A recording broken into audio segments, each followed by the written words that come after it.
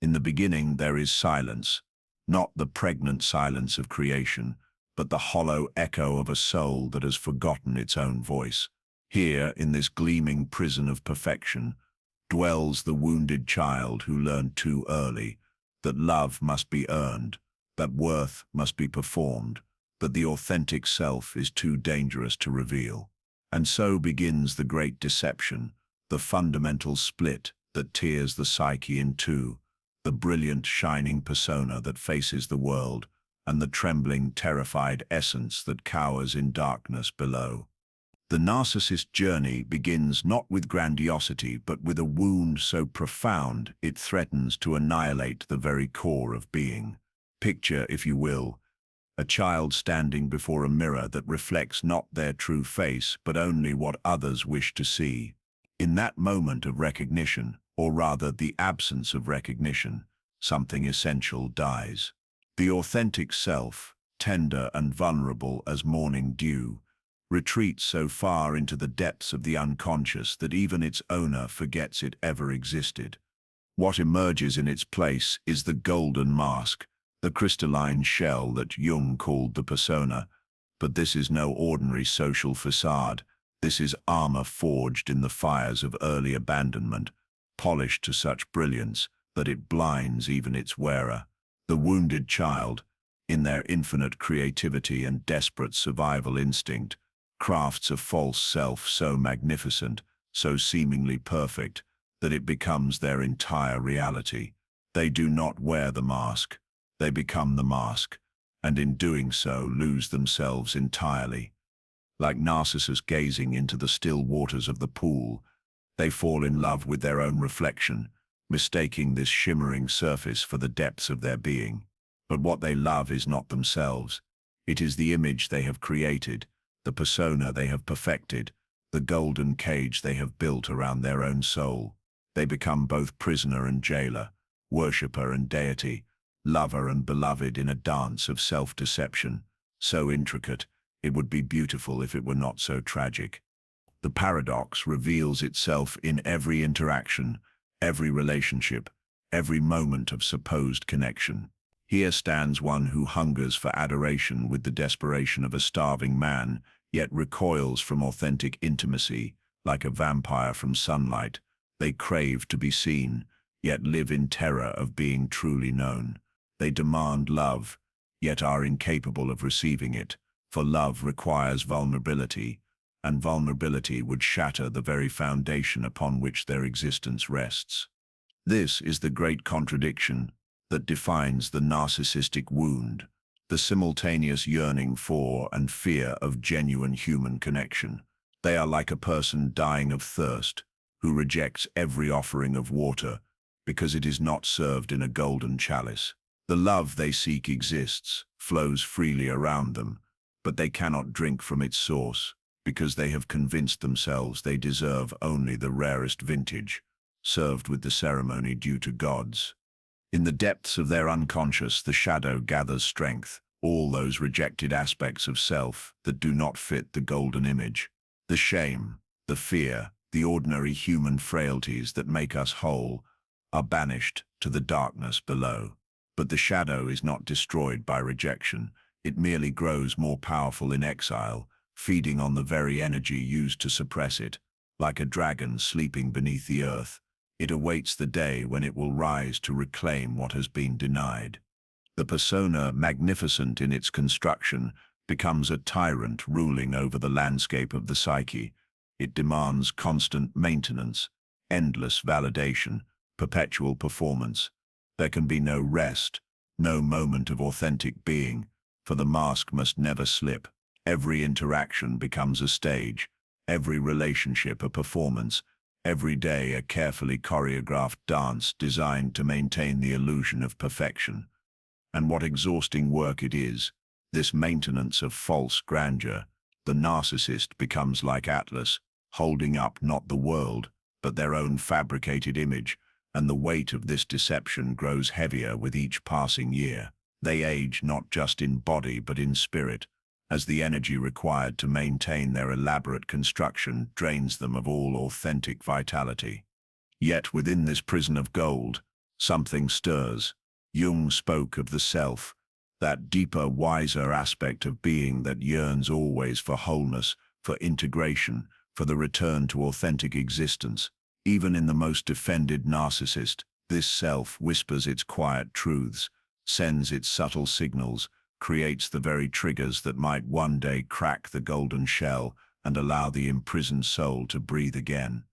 The gilded cage is beautiful, certainly, and those who dwell within it often inspire envy in others who mistake the glittering bars for genuine wealth. But beauty without authenticity becomes mere decoration, impressive to observe but lifeless to inhabit. The narcissist lives surrounded by admiration yet starving for recognition, drowning in praise yet dying of thirst for genuine understanding. They have created what they believe to be a masterpiece, a self so polished, so perfect, so superior to ordinary humanity, that it deserves worship. But masterpieces are static things, frozen in time, admired from a distance but never truly alive. And life, real life, is messy and imperfect, and gloriously, chaotically human. It cannot be contained within the rigid structure of perfection, no matter how beautifully crafted. The tragedy of the gilded cage is not that it fails to protect, it succeeds too well. It protects the wounded child from further harm, yes, but it also protects them from love, from growth, from all the experiences that make existence meaningful. In their quest to become invulnerable, they have made themselves impermeable to the very things that give life its savor and meaning. Like the ancient alchemists who sought to transform base metal into gold, the narcissist has achieved a kind of transmutation, but it is the reverse of what the mystics intended. They have taken the gold of their authentic being and transformed it into something that merely appears precious while being essentially worthless. Their perfection is the perfection of death, beautiful and cold and empty of all real life. Yet even in this description of imprisonment, we must remember that the cage was not imposed from without. It was chosen, created, maintained by the prisoner themselves, and what is chosen can, theoretically, be unchosen. What is created can be dissolved. What is maintained can be allowed to crumble. But such dissolution requires a kind of courage that few possess, the courage to die to what one has been in order to discover what one truly is. The gilded cage represents the ultimate triumph of the ego over the soul, of image over essence, of performance over authenticity. It is humanity's most exquisite form of self-betrayal, a masterpiece of self-deception that would be worthy of admiration if it did not exact such a terrible price from both its creator and all those who orbit around it. And so we begin our journey into the depths of narcissistic wounding, not with judgment or condemnation, but with the recognition that even the most defended human being is, at their core, a wounded child crying out for love. The question becomes not whether they deserve compassion, for all wounded beings deserve compassion, but whether they can find the courage to lower their golden shields long enough to receive it. The gleaming prison of perfection stands before us, magnificent and terrible in its construction. Within its walls dwells one who has forgotten their own name, their own face, their own story, one who has become so identified with their protective armor that they no longer remember what they were protecting. The journey toward healing begins with the recognition that the prisoner and the prison are one, that the key to freedom lies not in perfecting the cage, but in finding the courage to open its door and step into the uncertain light of authentic existence. This is where our exploration begins, in the golden darkness of the false self, in the crystalline clarity of complete self-deception, in the perfect imperfection of a soul that has chosen safety over truth, image over essence, performance over being. Here, in this gleaming prison of perfection, the wounded child waits, still hoping against hope that someone, somewhere will love them enough to see through the golden bars and recognize the authentic being hidden within. When the river of adoration runs dry, when the constant stream of validation that has nourished the false self for so long suddenly ceases to flow, the narcissist encounters their first and perhaps most devastating psychological trigger, the deafening silence of indifference. This is not the gentle quiet of peaceful solitude, nor the pregnant pause before creation, but the hollow, echoing void that threatens to collapse the very foundations of their constructed reality. Imagine, if you will, a fire that has burned brightly for years, fed constantly by the fuel of attention, praise, and recognition. This fire has become more than warmth. It has become identity itself, the very essence of what the narcissist believes themselves to be. Then, suddenly, inexplicably, the fuel stops coming.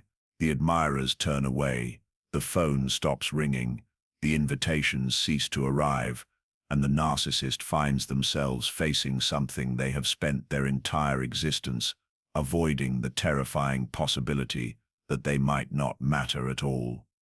The silence becomes a living thing, creeping into every corner of their awareness, filling the spaces that were once occupied by the constant chatter of admiration and attention. In this silence, they begin to hear something they have successfully avoided for decades, the sound of their own authentic being, faint and nearly unrecognizable, calling from the depths of their buried soul. But this voice, long silenced and nearly forgotten, is too threatening to acknowledge, for it speaks truths that would shatter the golden edifice of their false self. The withdrawal of attention creates a vacuum in their psychic space, a void where once there was the constant affirmation of their specialness, their superiority, their essential worthiness of worship. This vacuum begins to pull at the edges of their constructed self, threatening to unravel the careful tapestry of image and performance they have woven over the years. The persona, that magnificent mask, begins to crack and shift, no longer held in place by the steady pressure of external validation. This indifference, this sacred silence, reveals the parasitic nature of their existence.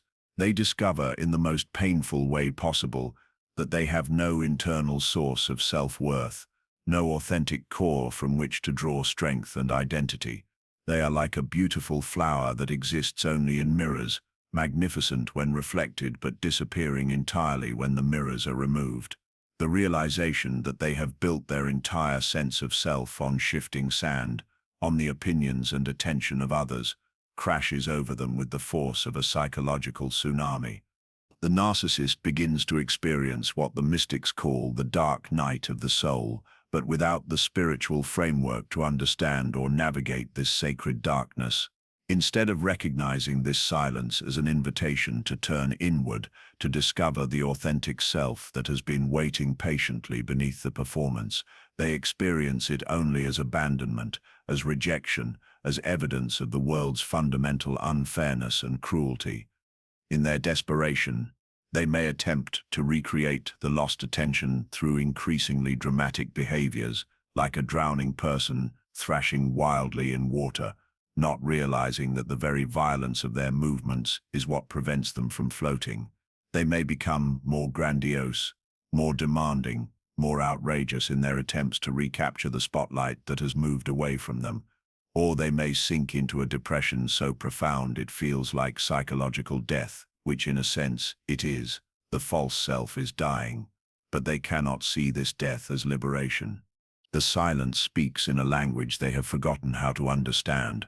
It tells them that their worth is not dependent on external validation, that their existence has meaning beyond the recognition of others, that there is a deeper self waiting to be discovered beneath the ruins of their performance.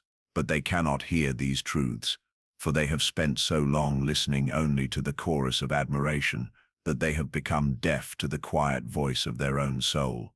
This is the terrible paradox of indifference. As a trigger, it offers exactly what the narcissist most needs, an opportunity to discover their authentic self, while feeling like exactly what they most fear, complete annihilation. The medicine appears as poison, the blessing as curse, the doorway to freedom as the entrance to hell. They stand at the threshold of transformation, but experience it only as destruction.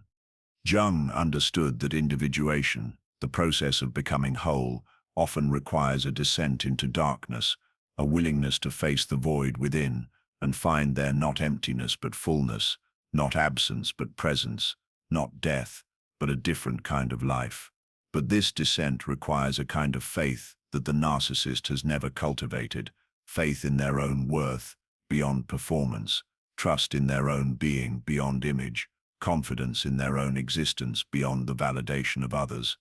The indifference of others becomes a mirror reflecting back their own indifference toward their authentic self.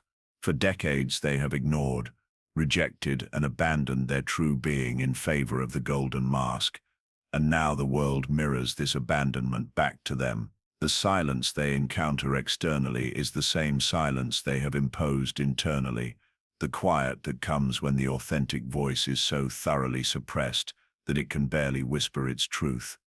Yet within this devastating trigger lies the seed of healing, though few can recognize it in the moment of its manifestation. The sacred silence of indifference strips away all pretense, all performance, all the elaborate constructions that have hidden the true self from view.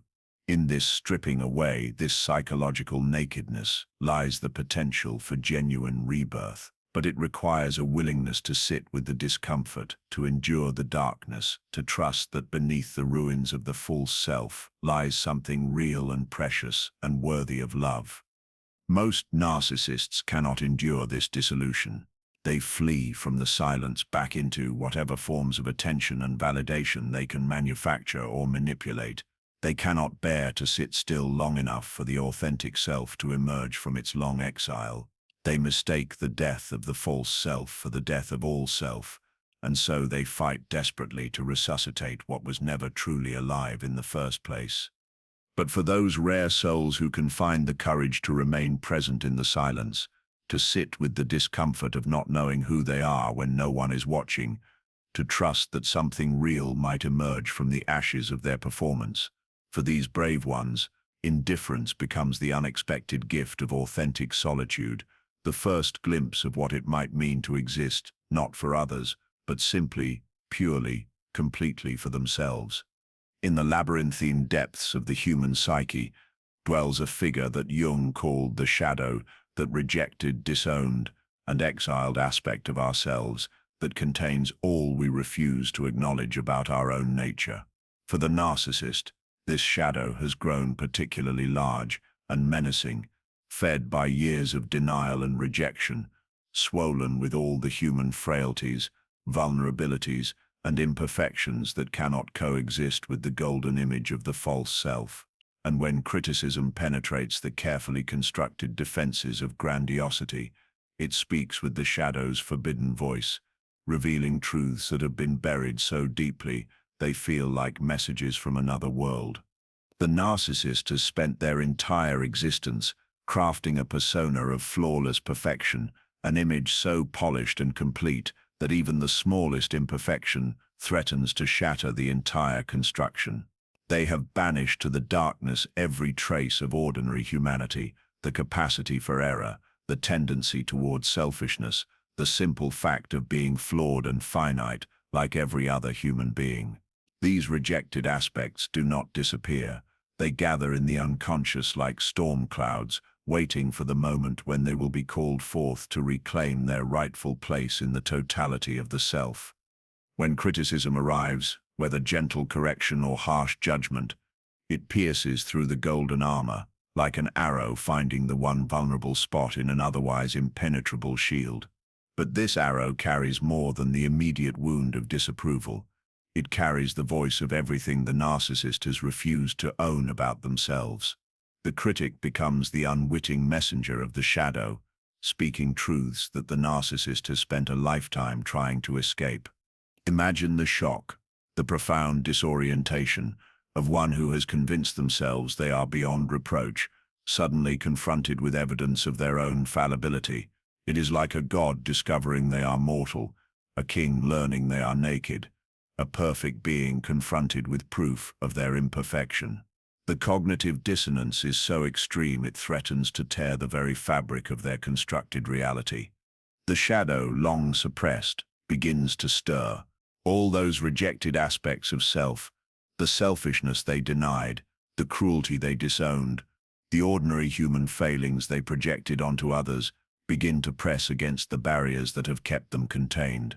The criticism becomes a key that unlocks the dungeon where these forbidden aspects of self have been imprisoned, and they begin to howl for recognition, for integration, for acknowledgement of their rightful place in the wholeness of being. But the narcissist cannot bear this confrontation with their own completeness. To acknowledge the shadow would mean acknowledging that they are not the flawless being they have claimed to be, that they are subject to the same human limitations as everyone else, that they are in fact ordinary in their capacity for both good and evil, light and darkness, perfection and failure. This recognition would demolish the very foundation upon which their identity rests. So begins the desperate dance of psychological defense, the elaborate choreography of denial that Jung observed in those who cannot integrate their shadow. The ego, that part of consciousness that has identified completely with the persona, marshals all its resources to maintain the illusion of perfection. Projection becomes the primary weapon. The criticism is not valid. It is the result of the critic's own jealousy, inadequacy, or malice. The fault lies not in the narcissist, but in the world that fails to recognize their inherent superiority. Rage follows close behind projection, for anger serves as both sword and shield in this psychological warfare. The rage burns away the uncomfortable feelings of vulnerability and shame that criticism engenders, replacing them with the familiar comfort of righteous indignation. How dare anyone question their perfection? How dare the world fail to recognize their obvious superiority? The anger feels empowering, but it is the false power of denial, not the true strength that comes from accepting one's complete humanity. Denial becomes the final fortress, the last refuge of the ego under siege. The criticism simply isn't true. It cannot be true, for it contradicts the fundamental assumption upon which their entire existence is built. They will rewrite history, distort reality, gaslight themselves and others before they will accept even the smallest acknowledgement of their own fallibility. The truth becomes the enemy, and they will fight against it with every weapon in their psychological arsenal. Yet underneath this storm of defense, something profound is trying to happen. The shadow is not the enemy it appears to be. It is the missing piece of the puzzle, the rejected aspect of self that must be reclaimed before wholeness can be achieved. Jung understood that the shadow contains not only our worst qualities, but also our greatest potential, not only our capacity for evil, but also our unrealized capacity for authentic good. The shadow is raw, unprocessed psychic energy that, when integrated consciously, becomes the fuel for genuine transformation. The criticism that triggers such violent defense is often accurate in ways that penetrate to the core of the narcissist's being. It sees through the performance to the reality beneath, recognizes the humanity hiding behind the mask of perfection. But this recognition, this being truly seen, is precisely what the narcissist fears most. They would rather be hated for their false perfection than loved for their authentic imperfection. In the mythological traditions that Jung studied so extensively, the encounter with the shadow often takes the form of meeting a dark double, a figure who embodies all that the hero has rejected about themselves. For the narcissist, the critic becomes this dark double, not because the critic is actually dark, but because they reflect back the darkness that the narcissist has refused to acknowledge. The battle that ensues is not really with the external critic, but with the internal shadow that the critic has inadvertently awakened. This is why criticism triggers such disproportionate responses in the narcissist. A simple correction becomes a life or death battle, because it threatens not just their image but their entire sense of self. They fight not against the specific criticism, but against the possibility that they might be ordinary, flawed, human like everyone else. They defend not their actual perfection, but their desperate need to believe in their own perfection.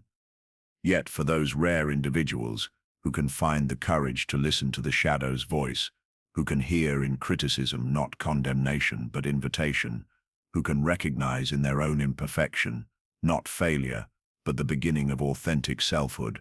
For these brave souls, the encounter with criticism becomes the first step on the path toward individuation. They begin to understand that wholeness requires not the elimination of darkness, but its conscious integration, not the denial of imperfection, but its acceptance as an essential aspect of being human.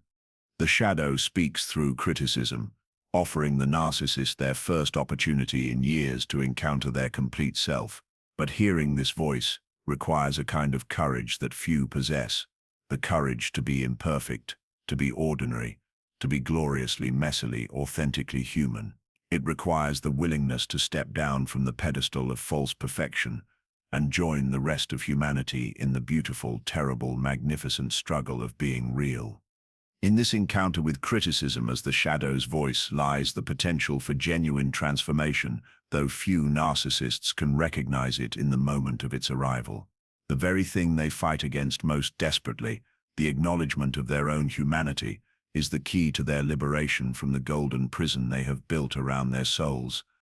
Boundaries represent the antithesis of everything the narcissist believes about human relationships. In their worldview, other people exist as extensions of themselves, as sources of supply to be drawn upon at will, as mirrors to reflect back their own magnificence. The concept that another human being might have their own separate existence, their own needs, their own right to say no, this strikes at the very heart of their psychological architecture, threatening to topple the entire structure of their understanding about how the world operates. When someone maintains healthy boundaries, they are essentially declaring their independence from the narcissist's gravitational pull. They are saying, in effect, I am not here to serve your needs, to validate your existence, to sacrifice my own well-being for your comfort. This declaration of autonomy creates a vacuum where the narcissist expected compliance, a wall where they anticipated an open door, a no where they have grown accustomed to hearing only yes. The boundary setter, in maintaining their sacred walls, forces the narcissist to confront their profound dependency. Like a parasite suddenly deprived of its host, they must face the terrifying truth that they have no idea how to exist without drawing life force from others. They have never developed the capacity for genuine autonomy because they have never needed to.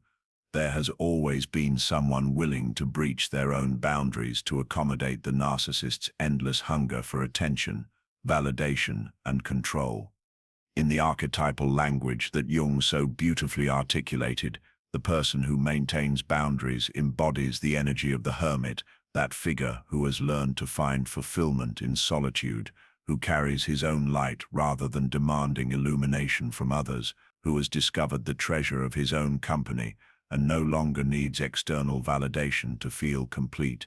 This self-contained wholeness is foreign and threatening to the narcissist, who has never learned that such internal resources exist.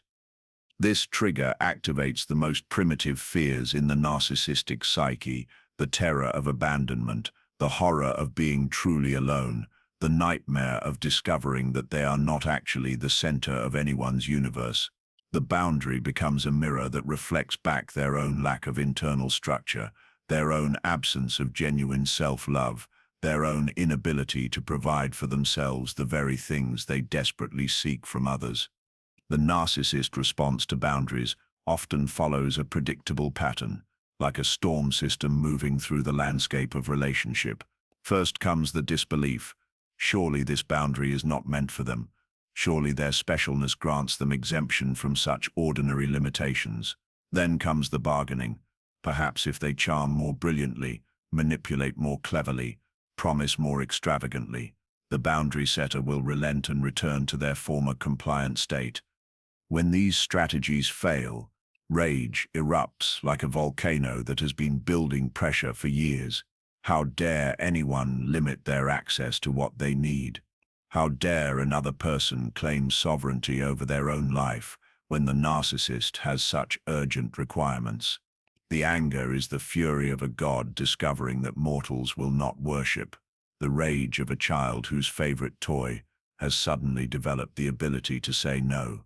But beneath the rage lies something far more vulnerable, the profound terror of genuine solitude. For the narcissist, being alone means being trapped with the very self they have spent their entire existence trying to escape. Without others to reflect back their grandiose image, without external voices to drown out the whispers of their own authentic being, they must face the emptiness at their core, the hollow space where a genuine relationship with self should reside. The boundary setter, in their quiet refusal to be drawn into enmeshment, becomes an unconscious healer, though they rarely receive thanks for this service. By maintaining their own integrity, they offer the narcissist a gift they cannot initially recognize, the opportunity to develop their own boundaries, their own sense of self, their own capacity for authentic solitude and self-relationship. Jung understood that individuation, the process of becoming whole, requires the development of a strong ego container, healthy boundaries that protect the emerging self from being overwhelmed by either internal or external forces. The narcissist, having never developed these internal structures, experiences others' boundaries as persecution rather than protection, as rejection rather than the natural result of healthy self-regard. Yet within this trigger lies the seed of profound transformation. When all external sources of supply are cut off, when all the usual strategies for obtaining validation fail, when the boundary walls prove truly impermeable, the narcissist is forced to confront the fundamental question they have spent their entire existence avoiding: who am I when no one is watching? What exists at my core when all external reflections are removed? This confrontation with their own solitude can be devastating, but it can also be the beginning of authentic selfhood. Like the mythological hero who must journey alone through the underworld, the narcissist who can endure the terror of their own company might discover treasures hidden in the depths of their being that they never knew existed. The person who maintains boundaries against narcissistic intrusion often pays a high price for their integrity. They may face rage, manipulation, punishment, or abandonment. For the narcissist, the encounter with truly impermeable boundaries represents a crisis that can catalyze either deeper pathology or the beginning of genuine healing. Most will flee from this confrontation, seeking easier sources of supply, more compliant mirrors, relationships that require less growth and offer more immediate gratification. But for those rare souls who can find the courage to remain present with their own terror, who can sit with the discomfort of not being able to control or manipulate others, who can begin to turn their attention inward rather than constantly seeking external validation. For these individuals, the boundary becomes not a wall but a doorway, not an obstacle but an invitation to discover the autonomous self that has been waiting patiently beneath the performance for a lifetime to be born. In the ancient alchemical texts, the chrysalis represents the sacred vessel of transformation, the enclosed darkness within which death and rebirth occur simultaneously. When narcissists encounter genuine consequences for their actions, they find themselves enclosed within this psychological chrysalis, facing the divine fire that burns away all illusions of invincibility and forces a confrontation with the immutable laws that govern both psyche and cosmos. This is accountability as cosmic correction, the universe's relentless attempt to restore balance to what has been distorted, though the narcissist experiences this sacred justice as the cruelest persecution, rather than the necessary medicine it truly represents. For the narcissist, consequences represent an impossibility, a violation of the natural order as they understand it. In their carefully constructed reality, they exist above the mundane laws that govern ordinary mortals. They are the exception to every rule, the special case that transcends normal limitations, the golden child of fate who deserves only reward and never punishment. This belief in their own exemption from consequence is not merely arrogance, it is the foundational delusion upon which their entire psychological structure rests.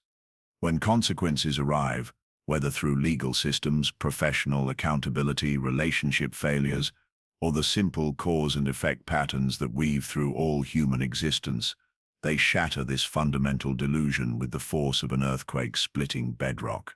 The narcissist discovers, often for the first time in their adult life, that their actions have generated reactions they neither intended nor can control, that the universe operates according to principles that recognize no special status, grant no exemptions, acknowledge no claims to immunity based on perceived superiority.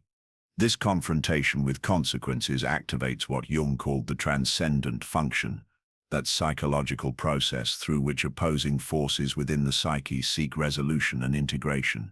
On one side stands the grandiose ego, insisting on its invincibility, its right to act without restraint, its exemption from the ordinary laws of human interaction.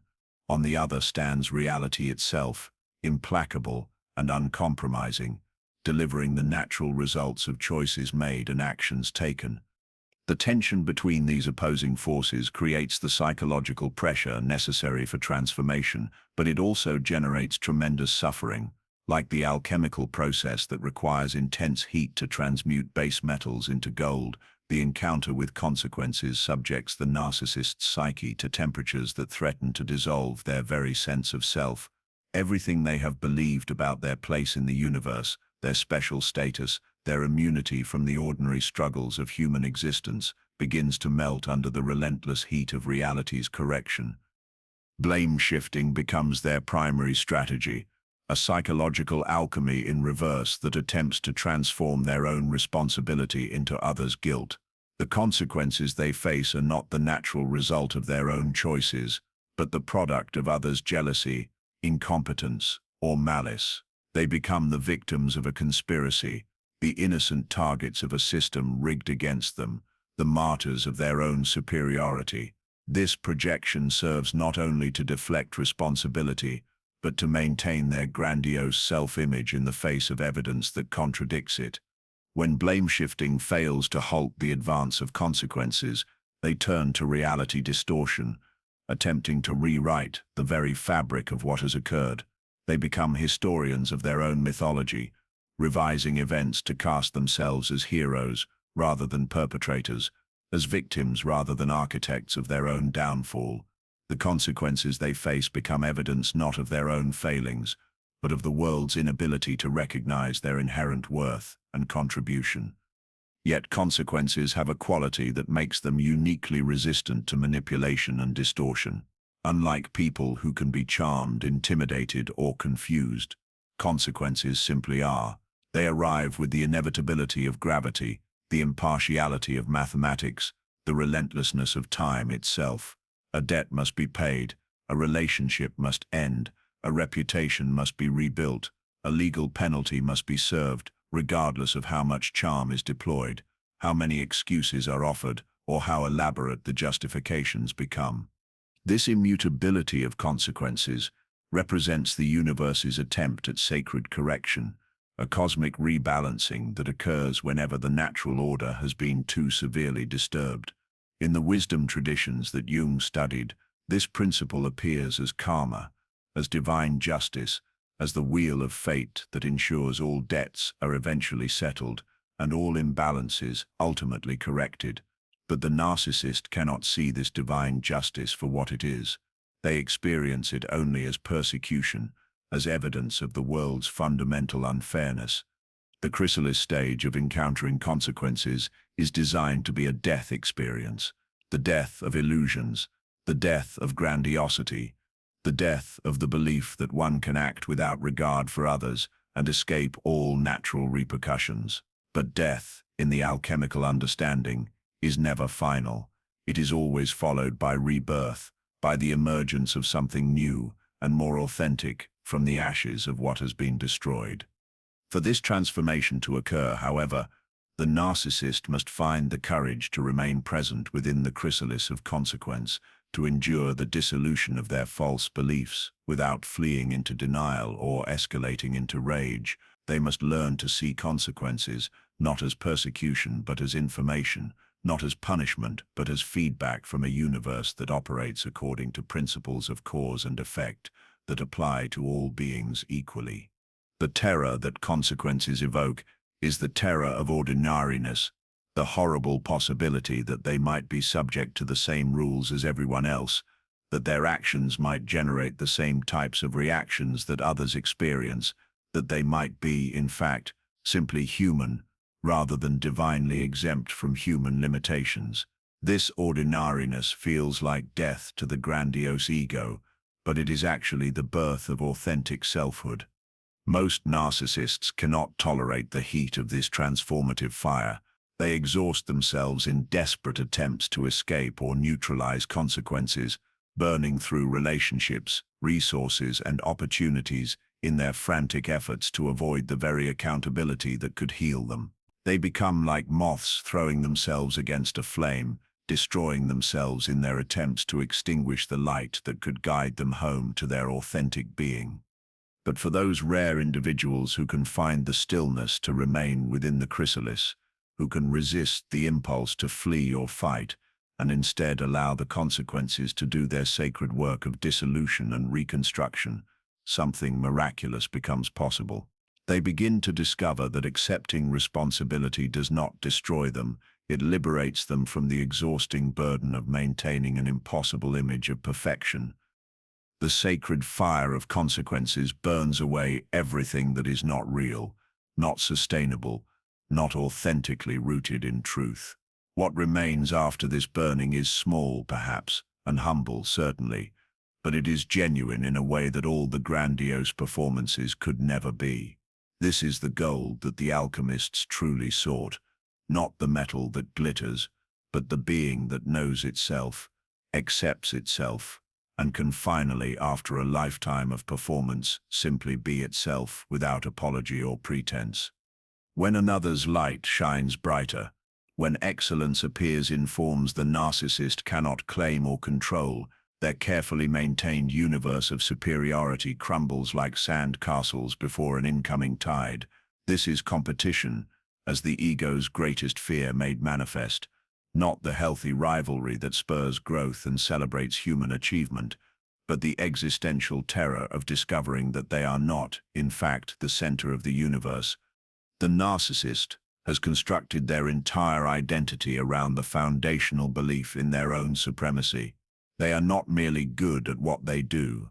They are the best. They are not simply intelligent. They are the most brilliant. They are not just attractive. They are irresistibly beautiful. This is not confidence born of genuine achievement or realistic self-assessment, but a desperate psychological strategy designed to maintain their position at the pinnacle of their own internal hierarchy, where they reign as both king and worshipper of their own magnificence. Competition reveals the fundamental lie upon which this grandiose structure rests. When faced with another's genuine excellence, the narcissist cannot simply acknowledge superior skill, celebrate authentic achievement, or learn from someone who has mastered what they have not. Instead, they encounter evidence that threatens to topple their entire psychological architecture, proof that excellence exists beyond their own sphere of influence, achievement that diminishes their own sense of specialness by its very existence. The appearance of a true competitor awakens something primordial and savage in the narcissistic psyche, an envy so profound it feels like a physical wound, a rage so consuming it threatens to incinerate everything in its path. This is not the clean anger of temporary frustration, or the healthy competitiveness that drives improvement. Like Cain contemplating Abel's favor with the divine, the narcissist cannot bear witness to authentic achievement without experiencing it as a personal assault. Another's success does not inspire them to greater heights. It fills them with the bitter poison of envy that corrodes their soul from within. They cannot celebrate excellence because excellence in others represents evidence of their own mediocrity, proof that the specialness they have claimed for themselves might be nothing more than self-deception. The competitor becomes not a fellow human being to be respected or learned from, but an enemy to be destroyed, diminished, or discredited. The narcissist response to superior achievement follows a predictable pattern of psychological warfare designed to restore their threatened supremacy. If they cannot surpass the competitor's excellence, they will attempt to destroy it. If they cannot achieve greater heights, They will try to drag their rival down to their level. When devaluation fails to soothe their wounded ego, they turn to sabotage, the active attempt to undermine, interfere with or destroy the competitor's success. This can take forms ranging from subtle manipulation to overt aggression, from gossip campaigns to deliberate interference with opportunities. The narcissist becomes not a participant in healthy competition, but a saboteur of others' excellence, willing to destroy what they cannot possess. Yet beneath these destructive responses lies something even more tragic: the narcissist's complete inability to learn from superior skill or to grow through exposure to excellence. Where healthy individuals see competition as an opportunity for improvement, as a chance to study mastery and develop their own capabilities, the narcissist sees only threat. They are so consumed with protecting their grandiose self-image that they cannot absorb the very information that could help them grow.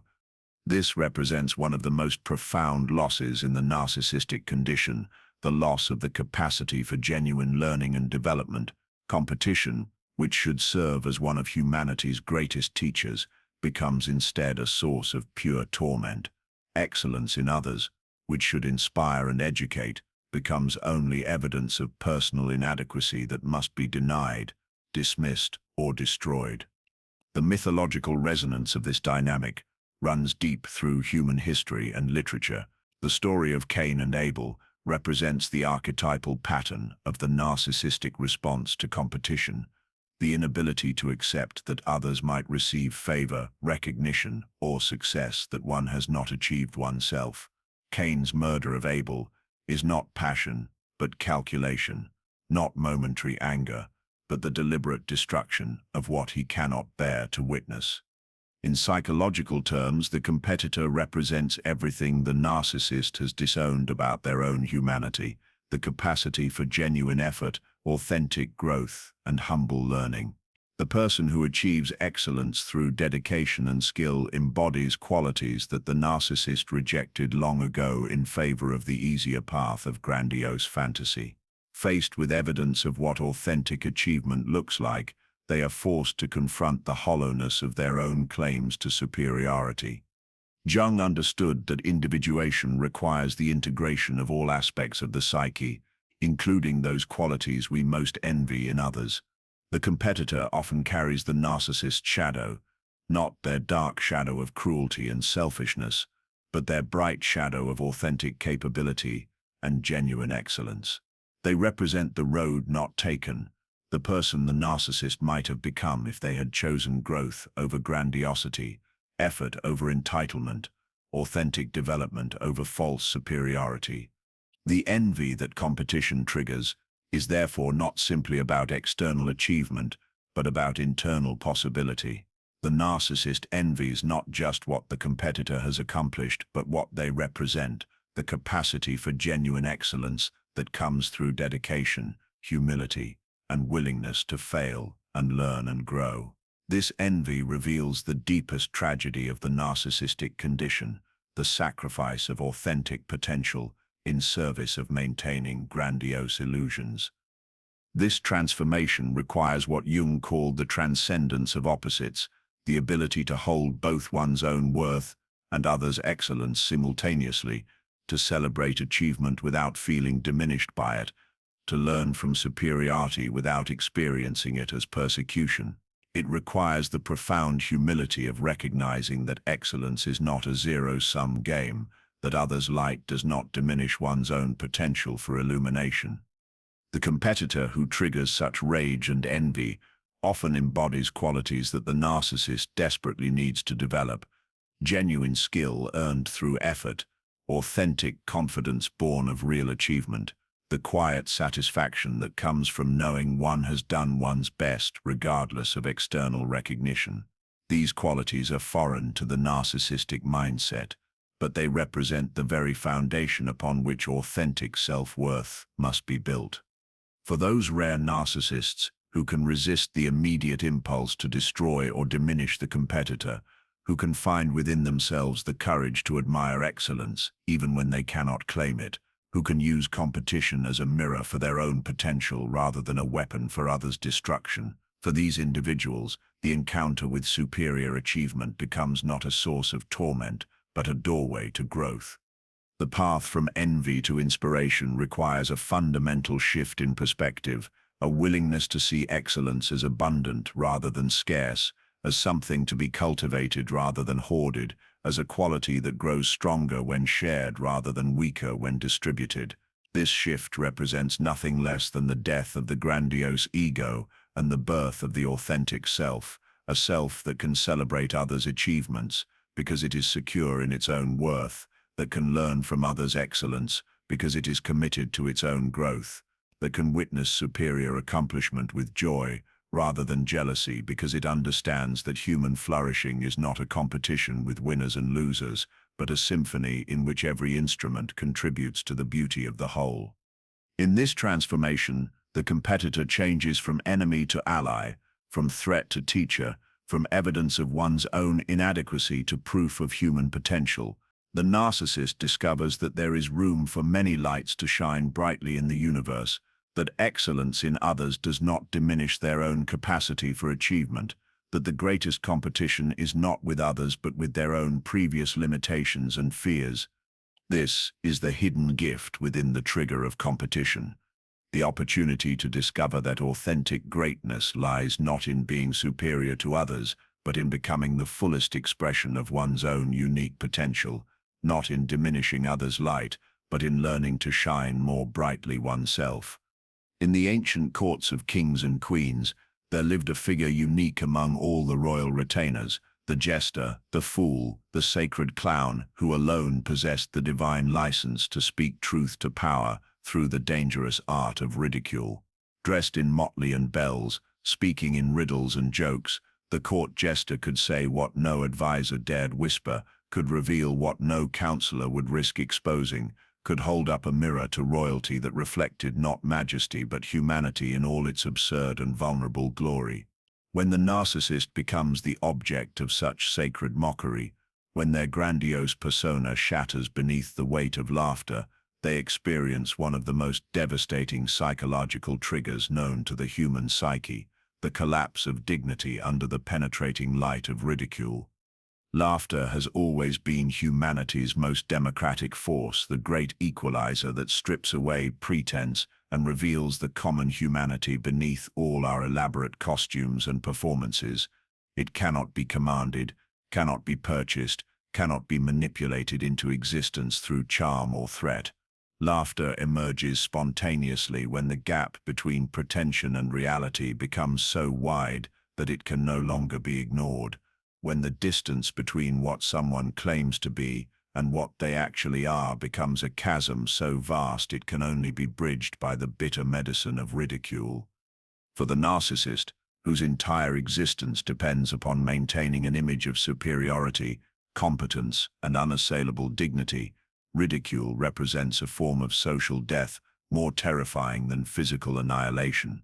They have spent their entire lives carefully constructing and maintaining a persona designed to inspire awe, admiration, envy, or fear, but never, under any circumstances, laughter. To be laughed at is to be revealed, to be exposed, to be stripped of the very armor that has protected them from the world's recognition of their profound ordinariness. The jester's laughter serves a profound psychological and social function, acting as a pressure valve that releases the tension created by false authority, unearned arrogance, and hollow grandiosity.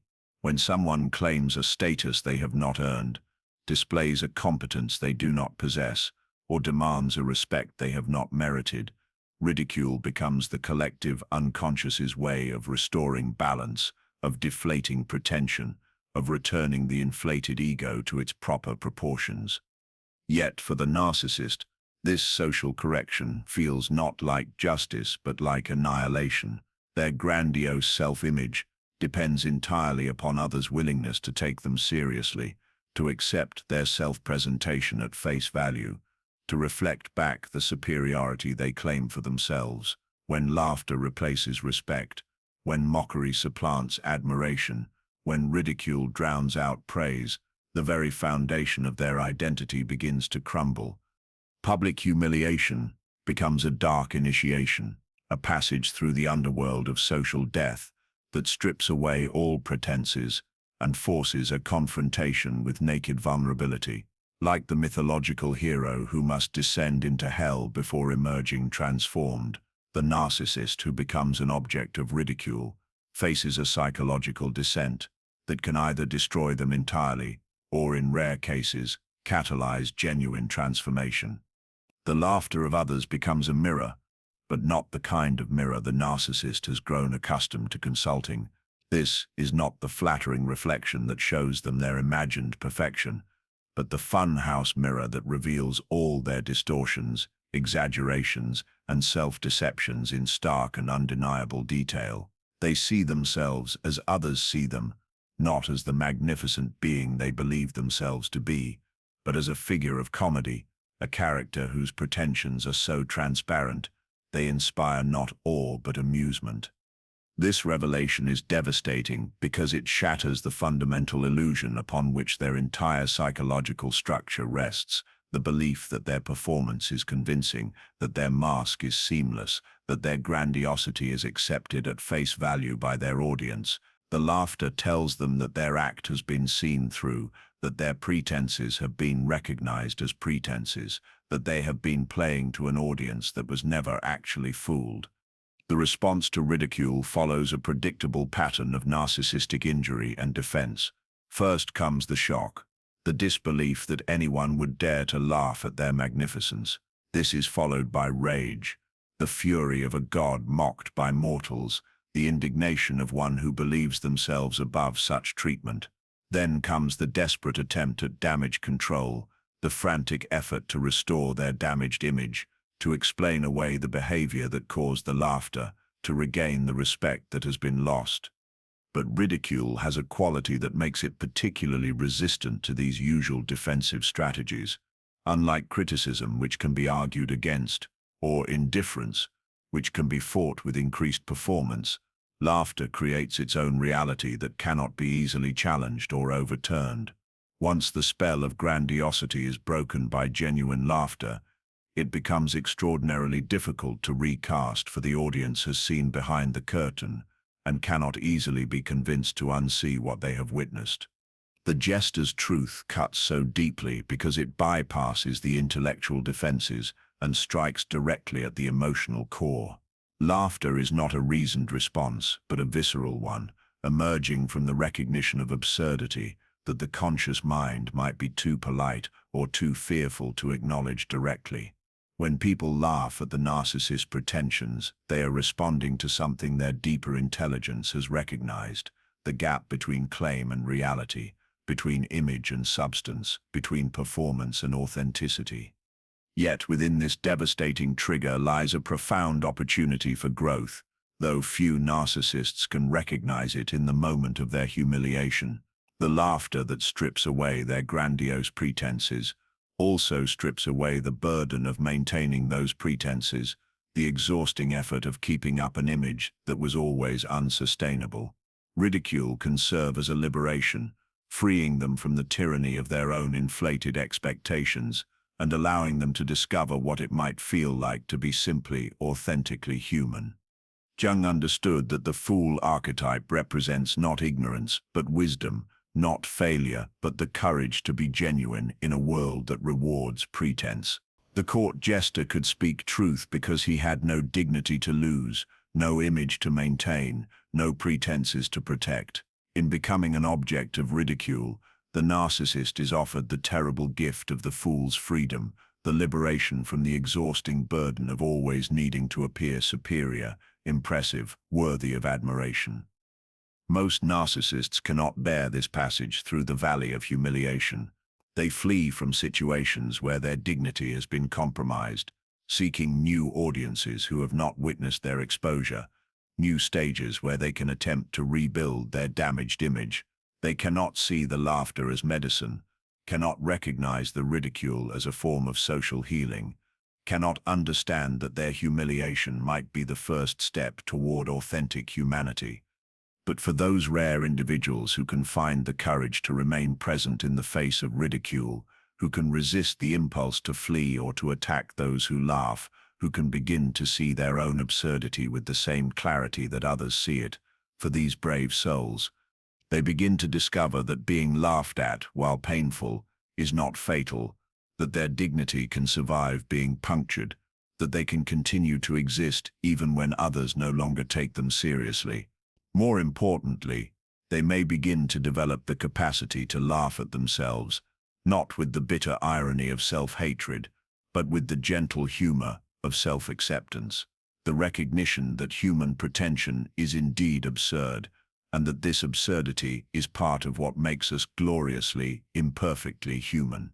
The fool's laughter, the jester's truth, the sacred ridicule that strips away all pretense, these represent the collective wisdom's attempt to restore balance, to deflate what has become overinflated, to return the grandiose to the realm of the human. For the narcissist who can learn to hear this laughter, not as condemnation but as invitation, not as rejection but as a calling home to their authentic self, the court jester's bell becomes not the sound of their destruction but the music of their liberation from the golden prison of false perfection. When the carefully woven tapestry of deception begins to unravel, when the elaborate construction of lies, manipulations, and false presentations stands naked in the harsh light of truth, the narcissist faces perhaps the most annihilating trigger in their psychological arsenal, the terror of authentic exposure. Like vampires who cannot survive the touch of sunlight, they discover that their entire existence has been predicated upon maintaining darkness, shadow, and carefully controlled illumination that reveals only what they choose to show while keeping their true nature hidden in the depths of calculated concealment. The narcissist's life is a masterpiece of curation, a carefully edited performance designed to present only the most flattering angles, the most impressive achievements, the most admirable qualities, while keeping the full reality of their being locked away in vaults of secrecy. They have become artists of selective revelation, masters of impression management, architects of an elaborate facade that bears only passing resemblance to the truth of who and what they actually are beneath the polished surface. Their relationships exist within carefully controlled environments where they can manage the narrative, control the information flow, and present themselves as the hero of every story.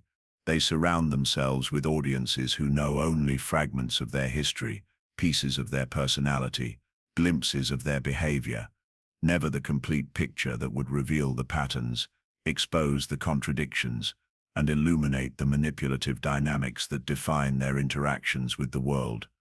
When exposure threatens, when someone begins to connect the dots between their various performances, when the different versions of themselves they present to different audiences begin to converge and conflict, the narcissist experiences a form of existential panic that transcends ordinary anxiety. This is not simply fear of embarrassment or social disapproval. This is terror of psychological annihilation, the recognition that their entire constructed identity depends upon maintaining the fragmentation of truth. The ghost of authenticity that haunts every narcissist is the specter of their genuine self, not the grandiose persona they have created, but the vulnerable, flawed, ordinary human being they have spent their entire existence trying to hide. This authentic self carries within it all the shame, fear, inadequacy, and humanity that the false self was constructed to conceal. Exposure threatens to resurrect this buried authenticity, to drag it into the light where it can be witnessed, judged, and potentially rejected. True exposure goes beyond revealing specific lies or uncovering particular deceptions.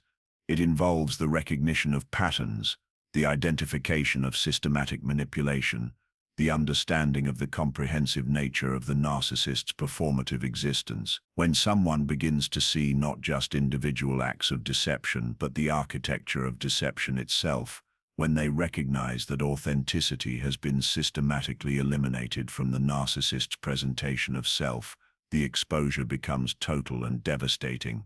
The response to this threat follows a predictable escalation of desperate damage control measures, First comes the attempt at preemptive explanation, getting ahead of the story with carefully crafted justifications, strategic admissions, and managed revelations designed to control the narrative before it can be controlled by others. The narcissist becomes a spin doctor of their own reputation, working frantically to shape perception before the unfiltered truth can emerge. When preemptive control fails, they escalate to active gaslighting, the systematic attempt to convince others that what they are seeing is not real, that their perceptions are flawed, that their memories are unreliable. The narcissist becomes a reality distortion field, attempting to bend the very fabric of truth around their preferred version of events. They will deny obvious facts, rewrite clear histories, and challenge the evidence of others' own senses, rather than allow the truth of their nature to stand exposed.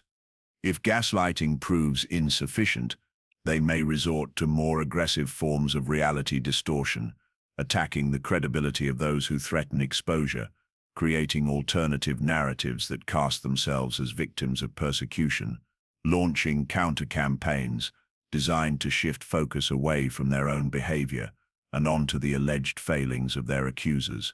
They become warriors in a battle for narrative control, willing to destroy relationships, reputations, and even institutions rather than allow their authentic nature to be revealed. The terror that drives these desperate measures stems from the narcissist's deep knowledge of their own hollowness. They understand, perhaps better than anyone, that their admirable qualities are largely performance, that their claimed achievements are often exaggerated or stolen, that their expressions of care and concern are strategic rather than genuine. They know that if others could see them as clearly as they occasionally see themselves in moments of brutal self-awareness, the love, respect, and admiration they crave would evaporate like morning mist. This self-knowledge creates a peculiar form of suffering, the agony of living in constant fear of discovery, while simultaneously craving the very authenticity that would make such discovery unnecessary.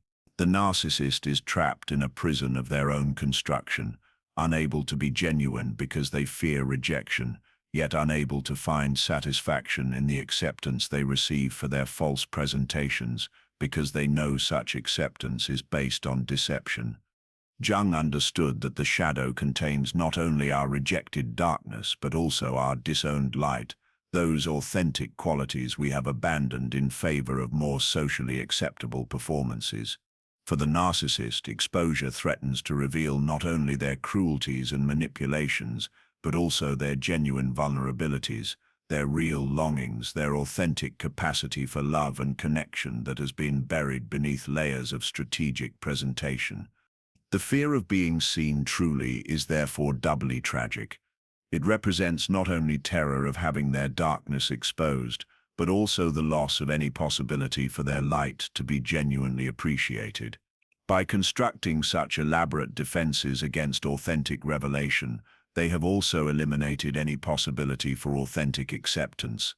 They can never know if they are loved for who they truly are because they have never allowed their true self to be seen. Exposure, when it finally comes, often arrives with the force of a tsunami, washing away not just individual deceptions, but entire constructed identities. The narcissist discovers that their carefully curated image cannot survive the revelation of systematic manipulation. Yet within this devastating collapse lies the seed of potential liberation. When all masks are stripped away, when all performances are revealed as performances, when the full truth of their humanity stands naked in the light of day, the narcissist has the opportunity to discover something they may never have experienced, the relief of not having to pretend anymore, the freedom of being known completely, and perhaps miraculously accepted anyway. Most cannot endure this possibility. They flee from exposure into new environments where their history is unknown, where they can begin the exhausting process of constructing new false identities for new audiences. They change locations, change relationships, change entire life contexts rather than face the implications of being truly seen.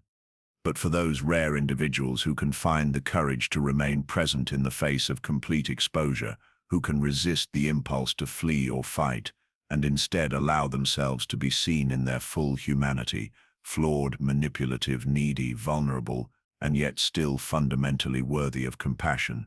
For these brave souls, exposure becomes not destruction, but the first day of authentic existence. The ghost of authenticity that haunted them as a threat reveals itself as a guide, leading them back to the buried self that has been waiting patiently beneath all the performances to be recognized, accepted, and finally allowed to live.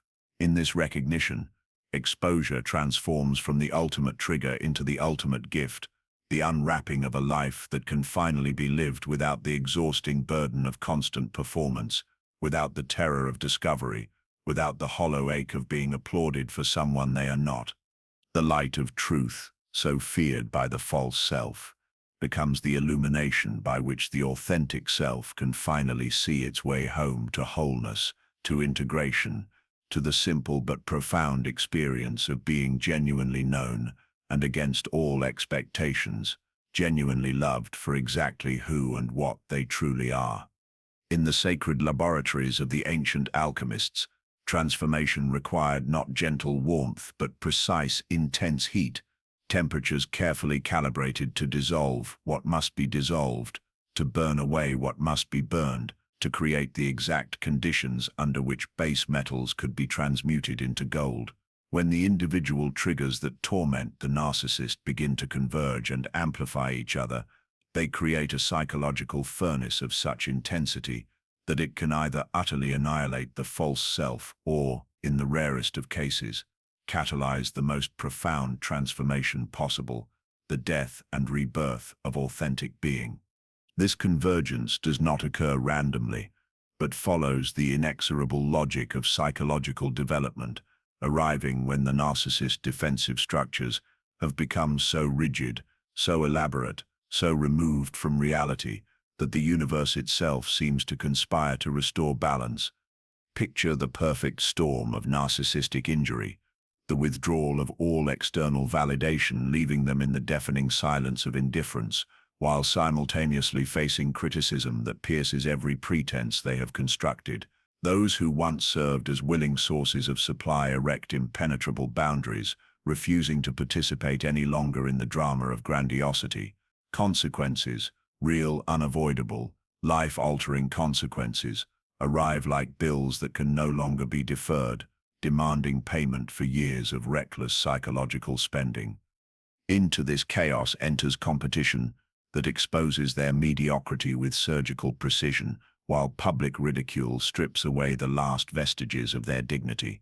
The final blow comes as exposure threatens to reveal the complete architecture of their deception, the systematic nature of their manipulation, the hollow core that has driven their desperate hunger for validation. Each trigger amplifies the others, creating feedback loops of psychological pressure that threaten to implode the entire structure of their constructed identity. The alchemical fire that results from this convergence burns at temperatures that few human psyches can withstand. It is not the gentle warmth of gradual growth, or the manageable heat of individual challenges, but the white-hot intensity of complete psychological dissolution. Everything the narcissist has believed about themselves, everything they have used to navigate the world, every strategy they have employed to maintain their sense of superiority and control, all of it melts under this tremendous heat. Like the phoenix immolating itself in flames, the narcissist faces a form of death more complete than physical termination. This is the death of identity itself, the dissolution of every structure that has given their existence meaning and direction. They stand at the threshold between annihilation and transformation, between psychological death and potential rebirth, between the complete collapse of everything they have been and the terrifying possibility of discovering what they might become. The convergence creates what Jung called a transcendent moment, a psychological crisis so complete that it forces the psyche beyond its normal coping mechanisms into entirely new territory. The usual defensive strategies become not just ineffective, but impossible. In this breakdown, something extraordinary occurs.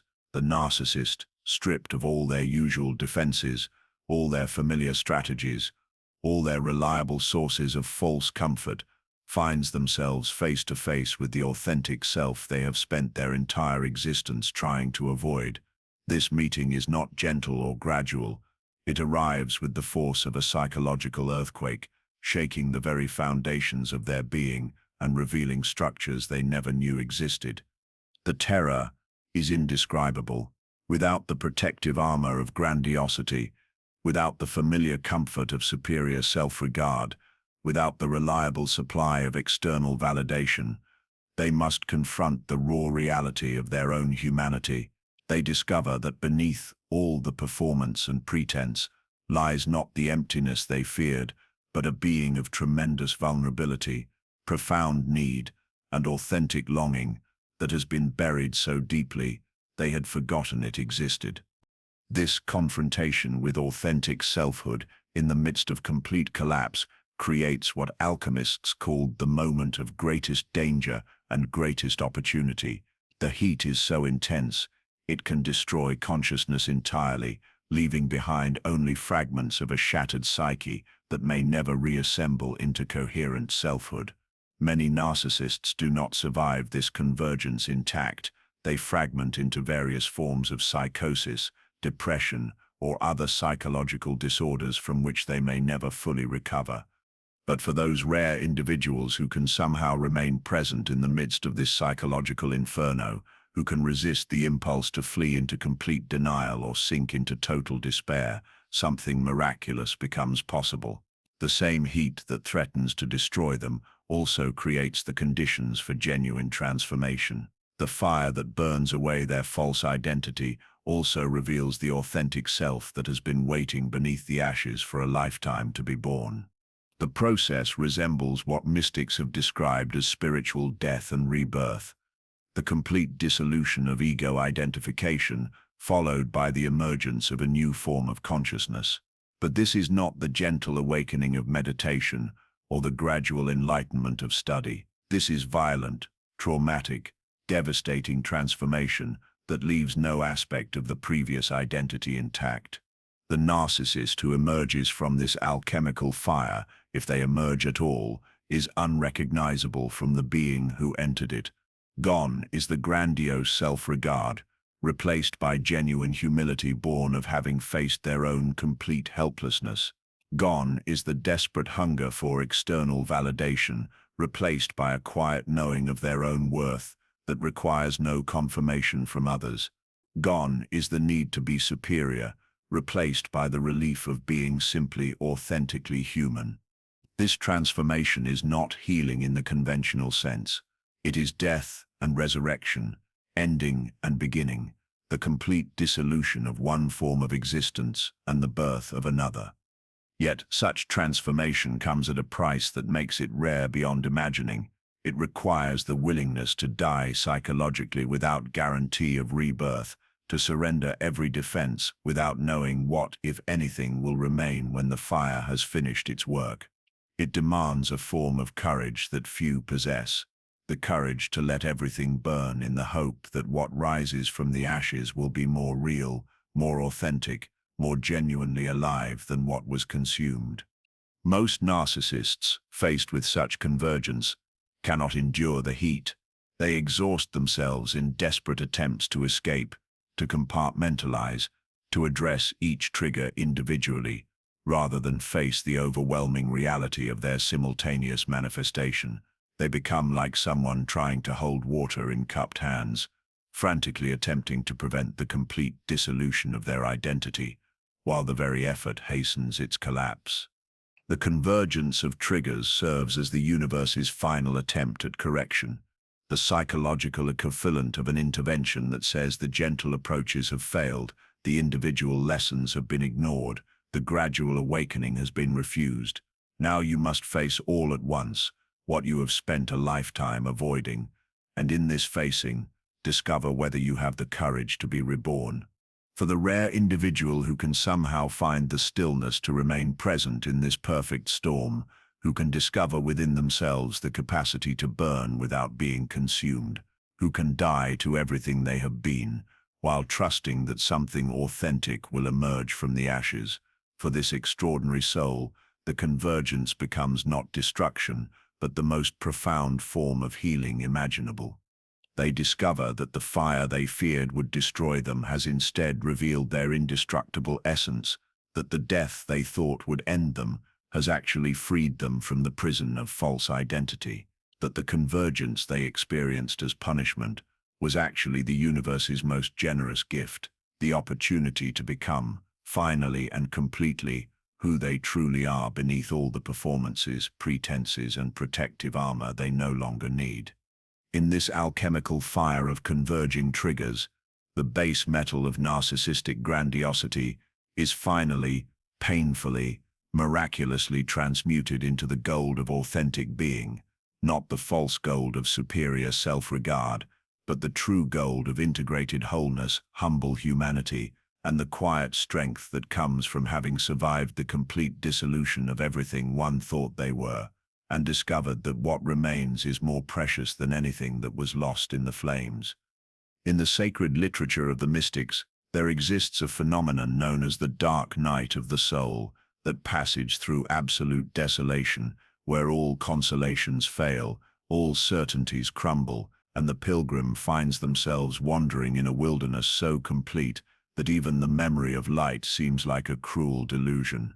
For the narcissist facing the convergence of their deepest triggers, this becomes something even more devastating, the dark night of the false soul. This is not the noble suffering of the saint who loses touch with the divine, while remaining fundamentally oriented toward truth and love. This is the collapse of an entire fabricated universe, the systematic dismantling of every structure that has given existence meaning, the slow recognition that everything one has believed about oneself has been not merely mistaken but actively delusional. It is the dark night, not of one who has loved God and lost touch with the beloved, but of one who has worshipped a false idol and must now face the devastating realization that their deity was nothing more than their own reflection in a funhouse mirror.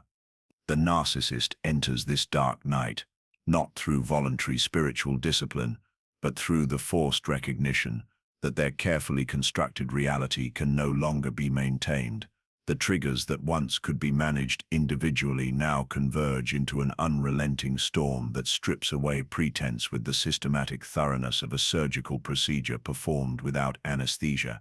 Each defensive structure, each elaborate justification, each comfortable self-deception is peeled away to reveal the void that has always existed at the center of their being. Jung called this process enantiodromia, the conversion into the opposite, the psychological law that ensures every extreme position will eventually transform into its contrary. For the narcissist, this means that their grandiose superiority must eventually collapse into its opposite, not healthy humility, but devastating worthlessness. Their claims of specialness invert into the crushing recognition of their utter ordinariness. Their sense of being chosen by fate transforms into the bitter knowledge that they are subject to the same limitations, failures, and ultimate mortality as every other human being. But this is not the gentle humbling that leads to wisdom. This is the violent collapse of an entire psychological structure, leaving behind rubble and ruins where once stood an elaborate temple to the false self. The narcissist experiences not enlightenment but devastation, not awakening but the horrible realization that they have been sleepwalking through an existence built on systematic self-deception. In this dark night, they are forced to confront memories that their grandiose self-image had suppressed or rewritten. They recall moments of cruelty dismissed as justified, instances of manipulation rationalized as necessary, acts of exploitation explained away as evidence of their superior understanding of human nature. These memories return not with the gentle sadness of accepted regret, but with the full force of psychological horror, as they recognize the extent to which they have caused harm while telling themselves they were exceptional. The isolation that characterizes this dark night is complete and terrifying.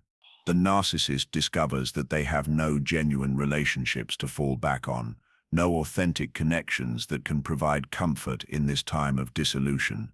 Every relationship they believe to be meaningful reveals itself to have been transactional, based on what others could provide, rather than on genuine affection or mutual regard. They find themselves completely alone with the very self they have spent their entire existence trying to avoid. This solitude is not the chosen retreat of the contemplative, but the enforced quarantine of one whose toxicity has finally been recognized by those around them. Sleep becomes either impossible or the only escape, but even sleep offers no relief, for their dreams become landscapes of shame, venues where suppressed memories play out their devastating truth without the editing and revision that waking consciousness has always provided. They may dream of their victims, of moments when their mask slipped, of the authentic selves they destroyed in others through their manipulation and exploitation. The physical body often mirrors this psychological collapse. The stress of maintaining elaborate deceptions for years, combined with the shock of their sudden exposure and the terror of facing authentic selfhood, manifests in symptoms that can be devastating: insomnia that stretches for weeks, digestive systems that rebel against food, hearts that race with seemingly causeless panic. Yet perhaps most terrifying of all is the silence that settles over their internal landscape, the constant chatter of self-aggrandizement, the endless internal monologue that justified every action and explained every failure as someone else's fault, the familiar voice that had always assured them of their specialness. All of this falls quiet, leaving behind a void that feels like death itself. In this silence, they begin to hear something they have not encountered since childhood, the authentic voice of their own conscience, speaking not the comfortable lies of rationalization, but the uncomfortable truths of actual moral awareness. This voice catalogues their failures, acknowledges their harm, recognizes their participation in the suffering of others. It speaks with a clarity that cuts through decades of self-deception and reveals the true cost of their psychological choices. The dark night of the false soul becomes a journey through a landscape of psychological devastation where every landmark has been revealed as mirage, every comfort as poison, every achievement as hollow performance.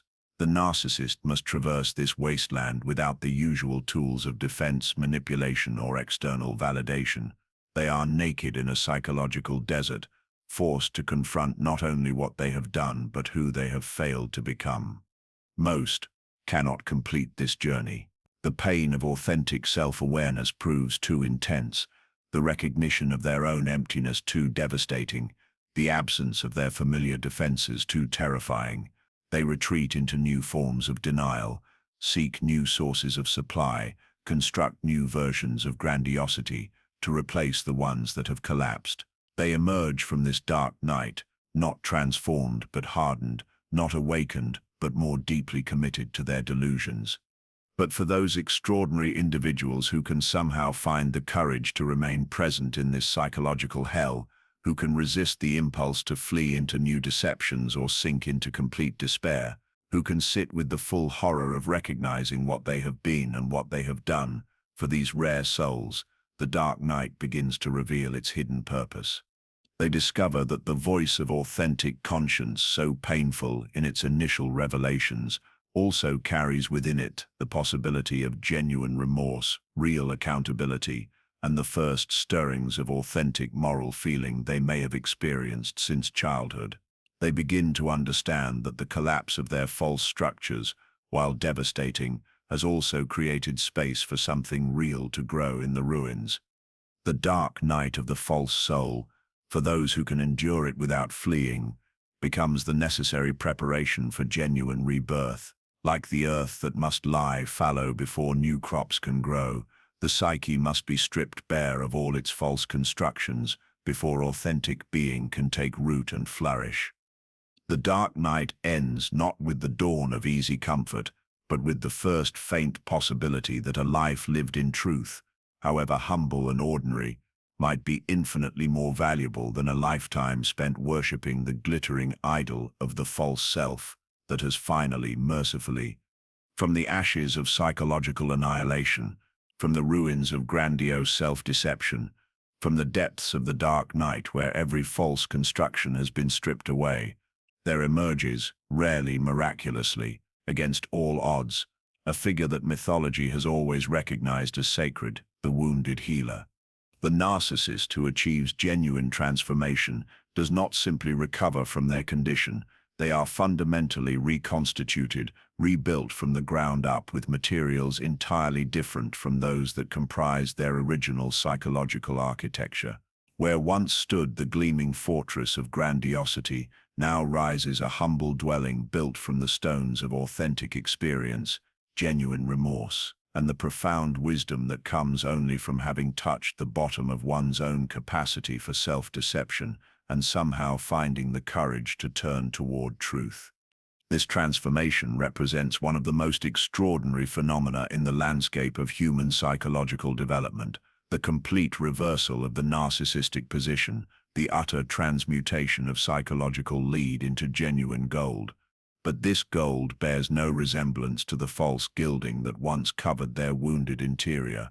This is the gold of integration, of wholeness, of a being who has learned to embrace their own humanity so completely that they can hold space for the humanity of others without losing themselves in the process.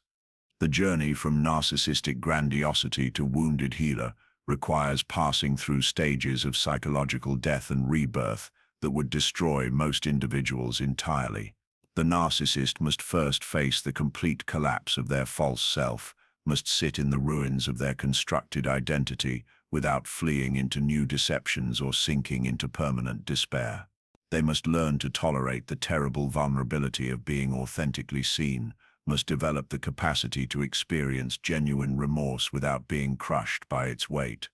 But perhaps most challenging of all, they must learn to live without the familiar structures that once organized their existence. No longer can they rely on external validation to provide their sense of worth. No longer can they use manipulation and control to maintain their feeling of safety in relationships. No longer can they project their own shadow onto others to maintain their illusion of moral superiority. They must discover entirely new ways of being in the world, new sources of meaning, new approaches to relationship that are based on genuine mutuality rather than exploitation. The wounded healer who emerges from this process carries within their being a unique form of wisdom, the knowledge of how completely one can deceive oneself, how thoroughly one can construct false realities, how deeply one can wound others while remaining convinced of one's own righteousness. This knowledge is not theoretical but visceral, not intellectual but embodied, not learned from books but carved into their very soul through the lived experience of having been the perpetrator of such psychological violence. Yet, this same knowledge becomes their gift to others. They can recognize the signs of narcissistic wounding with the precision of one who has inhabited that landscape, can see through the elaborate justifications and rationalizations, because they once used identical strategies, can hold space for the terrible vulnerability that narcissists defend against, because they remember their own terror of being truly seen. The paradox of the wounded healer narcissist is that their capacity to help others heal from narcissistic abuse comes precisely from their intimate knowledge of what it means to be the abuser. They understand the internal dynamics that drive narcissistic behavior, not as observers but as former inhabitants of that psychological territory. They know how the defenses function because they once deployed them, understand how the rationalizations work because they once believed them completely. This knowledge allows them to penetrate the defenses of other narcissists in ways that traditional healers often cannot. They can speak the language of grandiosity while pointing toward humility, can acknowledge the terror that drives defensive behavior while offering glimpses of the safety that comes from authentic vulnerability. They become bridges between the world of narcissistic delusion and the realm of genuine healing, able to guide others across territory they have themselves traversed. But the wounded healer narcissist must also develop extraordinary discernment about their own motivations and behaviors, the very skills that once served their narcissistic agenda: charm, insight into others' vulnerabilities, ability to influence and persuade, must be completely transformed in their purpose and application. They must learn to use these abilities in service of others' genuine healing, rather than their own ego gratification, must develop internal monitoring systems that can detect when old patterns of manipulation might be creeping back into their interactions.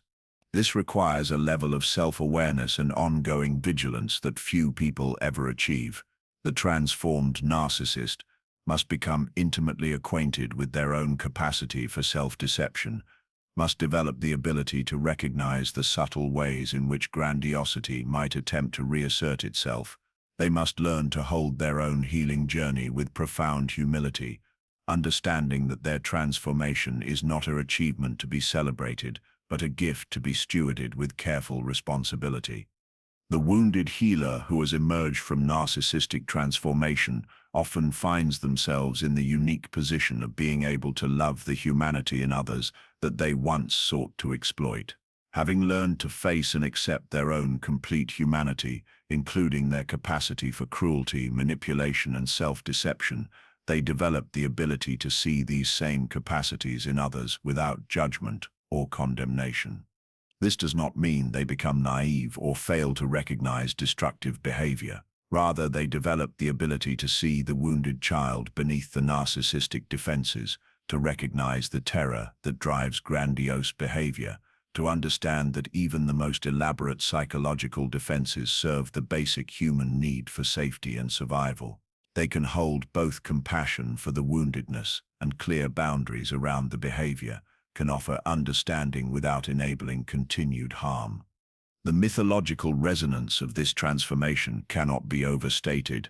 Like the phoenix rising from its own ashes, like Persephone emerging from the underworld carrying the wisdom of both life and death, like Christ bearing the wounds of crucifixion while offering healing to others, the wounded healer narcissist embodies the profound truth that our greatest gifts often emerge from our deepest wounds, that our capacity to heal others is intimately connected to our willingness to face and integrate our own brokenness.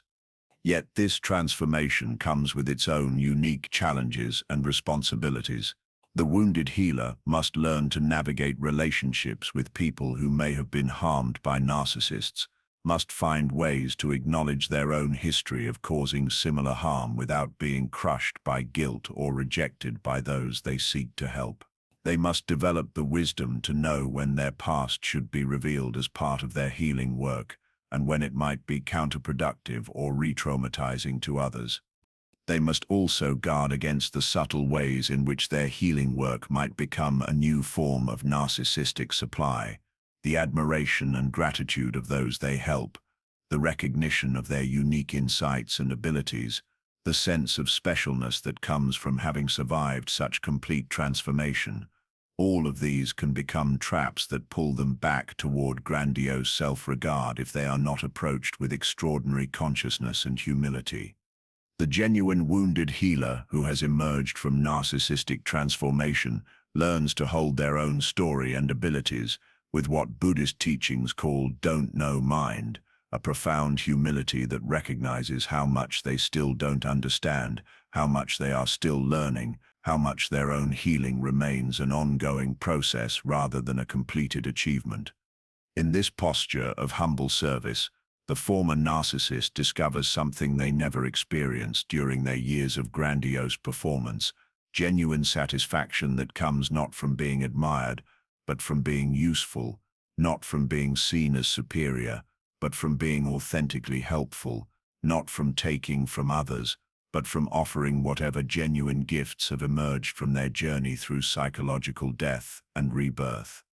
The wounded healer narcissist becomes living proof that no one is beyond redemption, that even the most defended heart can learn to open, that even the most elaborate self-deceptions can eventually give way to truth. They carry within their very being the message that transformation is possible, that authentic healing can emerge from the deepest wounds, that the human capacity for change and growth extends even to those who seem most lost in the labyrinths of their own psychological defenses. Yet they also embody the sobering truth that such transformation requires a form of courage and commitment that few possess. the willingness to die to everything one has been in service of discovering what one might become, the capacity to sit with unbearable truth until it transforms into the foundation for a new and more authentic way of being in the world. In the final movement of this psychological symphony, as the last notes of transformation echo through the chambers of the once divided soul, we arrive at the most sacred and challenging of all human endeavors, the conscious integration of the complete self, the radical acceptance of the full spectrum of human nature that exists within every beating heart. For the narcissist who has survived the journey through psychological death and rebirth, this integration represents not an ending but a beginning, the commencement of a life lived in authentic wholeness rather than fragmented performance. Integration is not the elimination of the narcissistic capacity that once defined their existence. The tendency toward grandiosity, the hunger for admiration, the impulse to see oneself as special and exempt from ordinary limitations. These aspects of the psyche are not surgically removed through transformation, but consciously integrated into a larger, more complete understanding of human nature. The difference lies not in their absence, but in their conscious acknowledgement and skillful management. The integrated narcissist learns to recognize when the old patterns of grandiose thinking begin to emerge, but instead of fighting them with shame or feeding them with fantasy, they observe these impulses with the curious detachment of a scientist studying a familiar phenomenon. They understand that the desire to be seen as special is a fundamental human longing, that the wish to be admired touches something universal in the human experience, that even the impulse towards superiority serves the basic psychological need for safety and significance. This recognition allows them to hold these aspects of themselves with compassion rather than condemnation, to see their grandiose impulses not as evidence of moral failure, but as information about their internal state, indicators that perhaps they are feeling insecure, disconnected, or in need of genuine reassurance and support. The grandiosity becomes a messenger rather than a master, a signal to pay attention to underlying needs, rather than a command to construct elaborate performances. Simultaneously, they learn to embrace and cultivate the vulnerability that they once defended against with such desperate intensity, the capacity for genuine uncertainty, for acknowledging mistakes, for experiencing and expressing authentic emotion, for needing others in honest and straightforward ways. These aspects of human experience that were once banished to the shadow realm are welcomed back into conscious awareness and integrated into their daily existence. But this integration of vulnerability is not a pendulum swing from grandiosity to self-deprecation. It does not involve replacing the false superiority of narcissism with the false inferiority of shame-based thinking. The integrated self learns to navigate relationships with a sophistication that was impossible during the narcissistic phase of development. No longer do they see others primarily as sources of supply or threats to their superiority.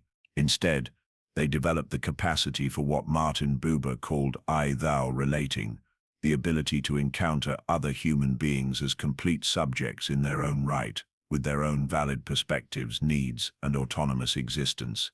This shift in relational capacity transforms every interaction, where once they approached relationships with the question, "What can this person do for me?"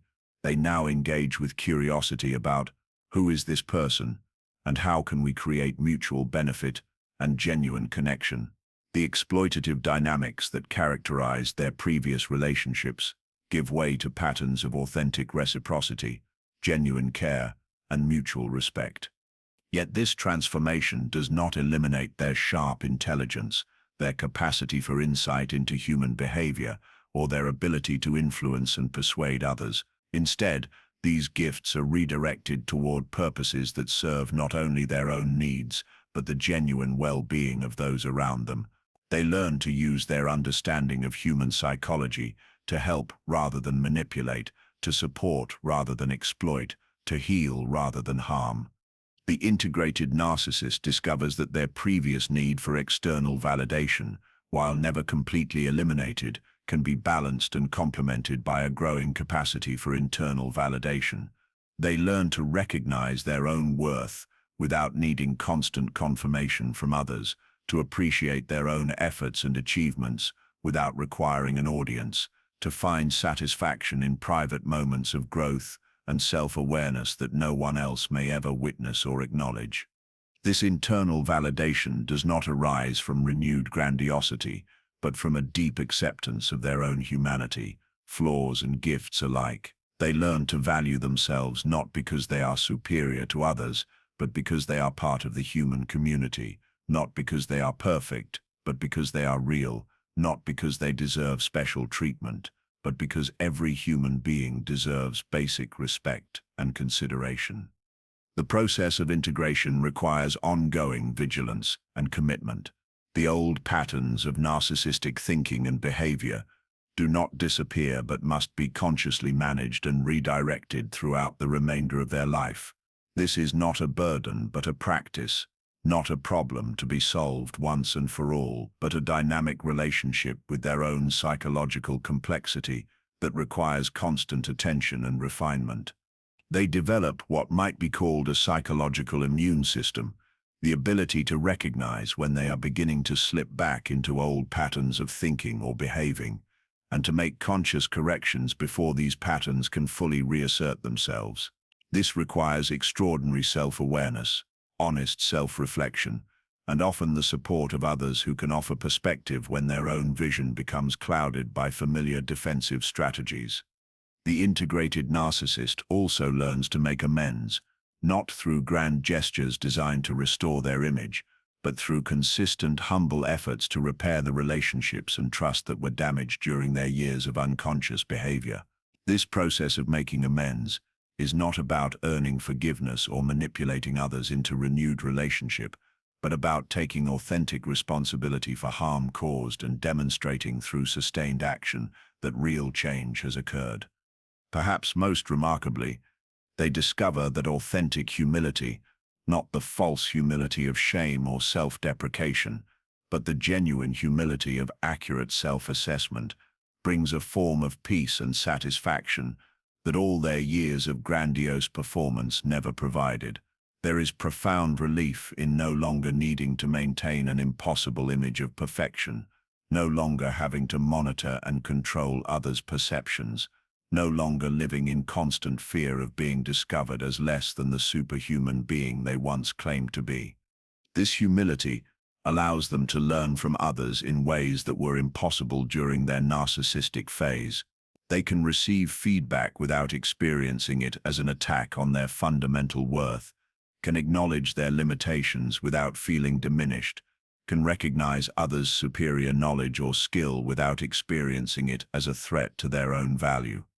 The integration process also involves learning to live with what Jung called the tension of opposites, the ability to hold contradictory aspects of themselves simultaneously without needing to resolve them into a false unity. They can be both confident and uncertain, both strong and vulnerable, both gifted and limited, both worthy of respect and capable of causing harm. This capacity to contain paradox represents a sophisticated form of psychological maturity that few human beings ever achieve. In their relationships, they learn to offer what might be called conscious love, affection and care that is aware of its own motivations, honest about its limitations, and committed to the genuine well-being of the other person rather than simply the satisfaction of their own needs. This conscious love can acknowledge when it falls short, can apologize for mistakes without defensiveness, can change patterns that cause harm, even when those patterns once provided comfort or advantage. The integrated narcissist becomes a student of their own humanity, forever curious about the subtle ways in which self-deception might creep back into their thinking, forever committed to the ongoing work of authentic self-awareness. They understand that integration is not a destination but a way of traveling, not an achievement but a practice, not a problem solved but a relationship maintained. They learn that the radical acceptance of human imperfection, their own and others, is not a compromise or a settling for less, but the foundation upon which all genuine peace, love, and satisfaction must be built. In embracing their complete humanity, including the aspects they once tried so desperately to hide or eliminate, they discover what the mystics have always known, that wholeness is not the opposite of brokenness, but the conscious integration of all aspects of being into a unified, authentic, and ultimately sacred expression of human life. The journey ends not with perfection, but with the profound relief and joy of no longer needing to be perfect, of being able to exist simply, honestly, and completely as one human being among many, contributing what gifts they have to offer, while remaining open to receiving the gifts that others bring to the shared adventure of existence. In this final integration, the narcissist discovers that the authentic self they spent so many years avoiding is not their enemy, but their greatest friend, not their limitation, but their liberation, not their failure, but their most precious success.